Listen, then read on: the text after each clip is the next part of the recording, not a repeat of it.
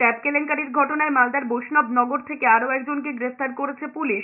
এই নিয়ে মালদার বৈষ্ণবনগর থানা এলাকাতেই গত 4 দিনে 6 জনকে গ্রেফতার করা হয়েছে। চকশিহরিদি গ্রামের বাসিন্দা ধৃত সুব্রত বসাক রাষ্ট্রায়ত্ত ব্যাংকের সিএসপির মালিক। ধৃতের বাড়ি থেকে বেশ কিছু নথি ও একটি ল্যাপটপ বাজেয়াপ্ত করেছে পুলিশ। জানা গিয়েছে, বাড়িতে রাষ্ট্রায়ত্ত ব্যাংকের গ্রাহক পরিষেবা কেন্দ্র খুলে কারচুপির ঘটনা চলছিল বলে অভিযোগ। সেই গ্রাহক পরিষেবা কেন্দ্রের মধ্যে বহু অ্যাকাউন্ট থেকে টাকা গায়েব হয়েছে বলে জানা গিয়েছে। পুলিশ জানতে পেরেই দফায় দফায় জিজ্ঞাসাবাদ করার পরেই তাকে গ্রেফতার করা হয়েছে।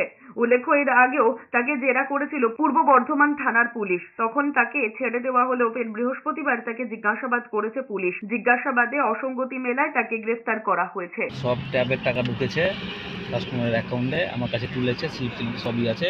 ওগুলো ইনভেস্টিগেশন করার জন্যই ধরলো।